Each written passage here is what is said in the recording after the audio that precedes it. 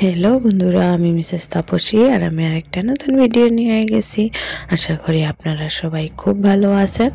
Like, comment, share আর subscribe করিয়া আপনারা সবাই আমার পাশে থাকবা।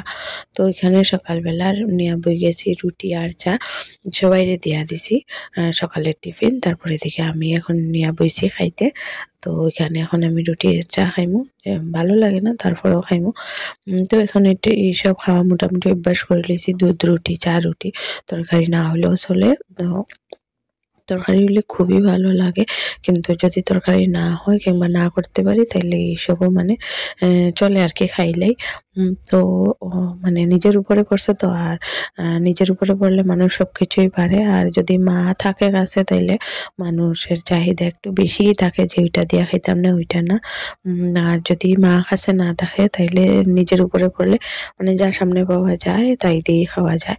তো আমারও সেই একই অবস্থা। এখন তোর মা কাছে নাই যে মা রে কইমু যে ওইটা বানাইয়া দাও, নাইলে খাইতাম না। তো নিজেই না খাইলে তো নিজেই কষ্ট পাইতে লাগবো, আর নাইলে নিজেই বানাইতে লাগবো। তো আর কি করা, আমি অভ্যাস করে লিয়েছি। এখন আমি চা আর রুটি খাওয়া, তারপরে চা রুটি, দুধ রুটি, যা যা পাই আর কি ওইটা দিয়ে খাইলেই বানানির আলস্যে। তো আর যেদিন ভালো লাগে বানাইতে সেদিন বানাইয়া খাই অবশ্য।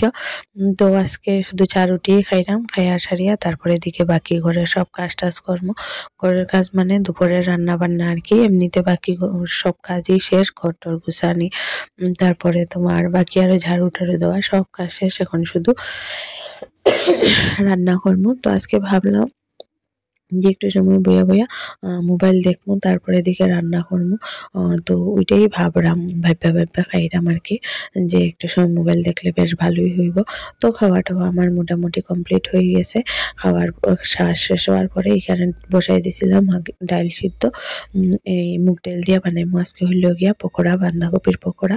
তো কে কে আমার মতো এরকম মুগ ডাল দিয়া বাঁধাকপির পকোড়া বানান কইবা।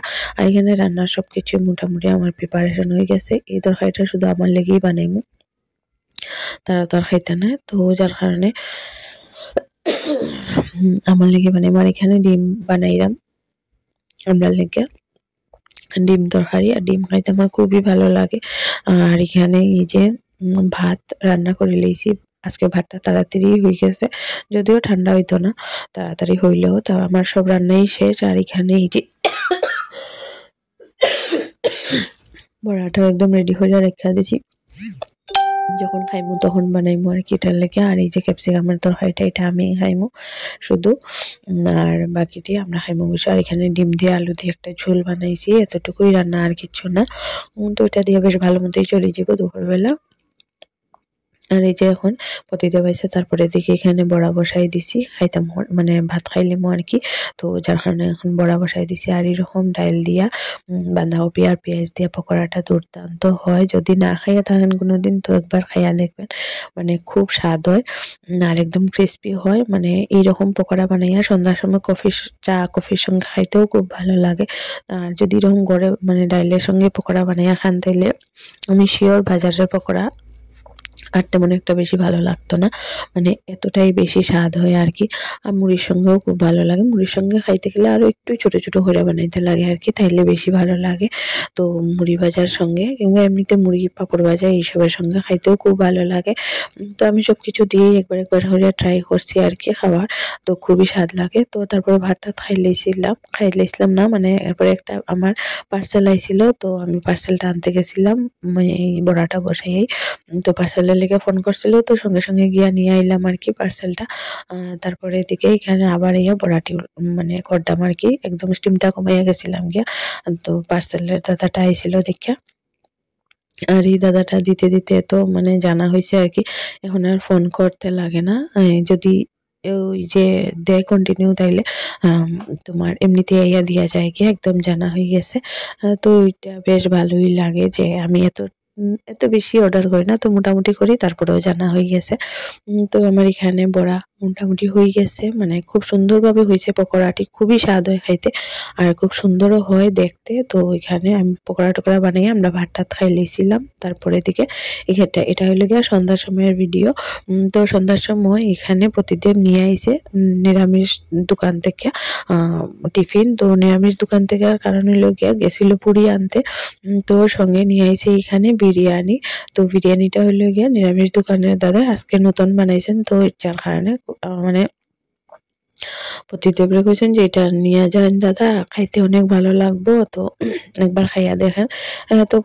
আমি তো মানে চিকেন বিরিয়ানি টিরিয়ানি খাই না, তো প্রতিদেব ভাবলো যেহেতু বাইরে একটু ভেজ বিরিয়ানি পাইছে তো লইয়া আইতেই পারে।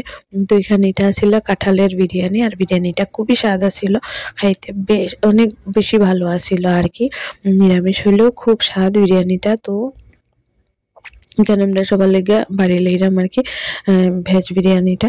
তো এটা মানে সবাই মিলেই খাইমু আর কি, আর সঙ্গে পরের দিকে একটু পুরি আর চা খাইমু, মানে খুব হাফ প্লেট আনছে।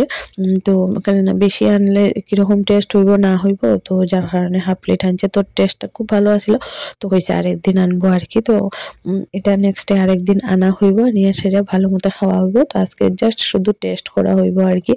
তো একটু একটু করি, আর এটা আমি প্লেটটা সাজাইলাম শুধুমাত্র এই ভিডিওর লেগে, নাহলে কোয়ান্টিটিটা খুবই কম, যে এক প্লেট এতটুকু নিলে মানে বাকিটি আর থাকতোই না আর কি।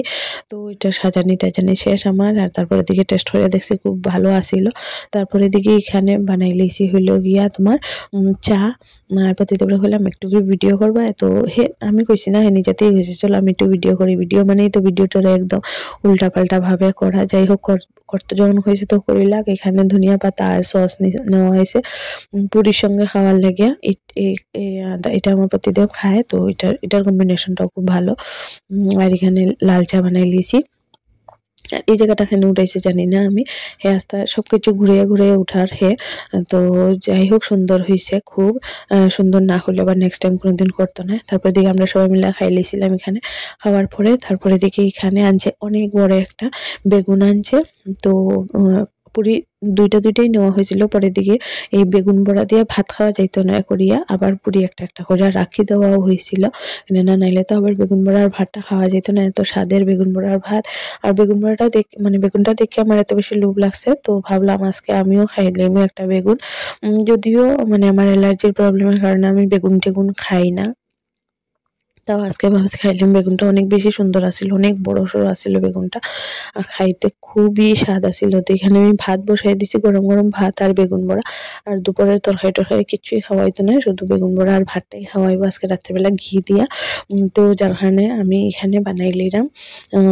তখন 9টা বাজে রাত্র, তো আমি বসাই দিছি এখানে মানে বেগুন বড়াটা আর কি হয়ে গেলে পরে খাওয়ার লেগে। আর এই ঠান্ডার দিনে তো তোমার এইসব জিনিস খাইতে বেশি ভালো লাগে। তো সব দিন তো আর ভালো লাগে না, মাঝে মধ্যে ভালো লাগে। আর আগে আসিল যে ঠান্ডার দিনে বিছনা থেকে নামাটাই মানে অনেক কষ্টকর, নামিয়ে খাওয়াটাই কষ্টকর। এখন তো পুরা রান্না টান্না করিয়া সবাই খাওয়ার টাওয়ার দিয়া নিজে খাইয়া ঘরটর গুছাইও আরামসে মানে ঘুমানি যায় আর কি। মেয়েরা এত বেশি অভ্যাসের দাস আমরা মা এখন, তো এটা একদম আমিও হয়ে গেছি এখন মাতারার মতো, মানে সবকিছুই পারি খুব ভালো মতো। ঠান্ডা লাগলেও, আর বেশ ঠান্ডাটা পড়ছে, তো এই গরম গরম খাবারটি খাইতেও ভালো লাগে। তো তোমার এখানে আমার সবকিছু বড়া টড়া একদম কমপ্লিট হয়ে গেছে। তারপর আমরা সবাই খাই লিছিলাম, আর আজকে ভিডিও এখানে শেষ করলাম, টাটা।